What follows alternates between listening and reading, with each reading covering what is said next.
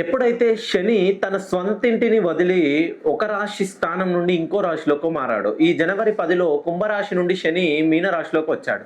అయినా కూడా శని ప్రభావం ఉన్నటువంటి రాశులు ఏలినాటి శని ఉన్నటువంటి మేషరాశి వాళ్ళు గాని, మీనరాశి వాళ్ళు గాని, కుంభరాశి వాళ్ళు గాని, అష్టమ శని నడుస్తున్న సింహరాశి వాళ్ళు, అర్ధాష్టమ శని నడుస్తున్న ధనుసు రాశి వాళ్ళు, కంటక శని నడుస్తున్న మిథున రాశి వాళ్ళకి అద్భుతమైనటువంటి పరిహారం అండి.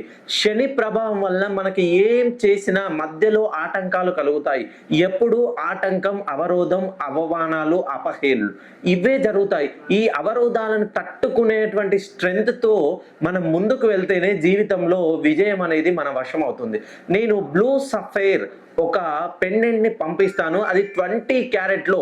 ఈ బ్లూ సఫైర్ ని ఎవరైతే ఈ పంచగ్రహ కూటమి నవంబర్ 19, 20 నుండి ధరిస్తారో వాళ్ళకి ఈ శని ప్రభావం వల్ల మధ్యలో ఉన్నటువంటి ఆకస్మికంగా, అనూహ్యంగా ధన ఖర్చులు, రుణ బాధలు ఇవన్నీ తొలగిపోయి వీళ్ళ జీవితంలో అద్భుతమైనటువంటి విజయం చవి చూడబోతున్నారు.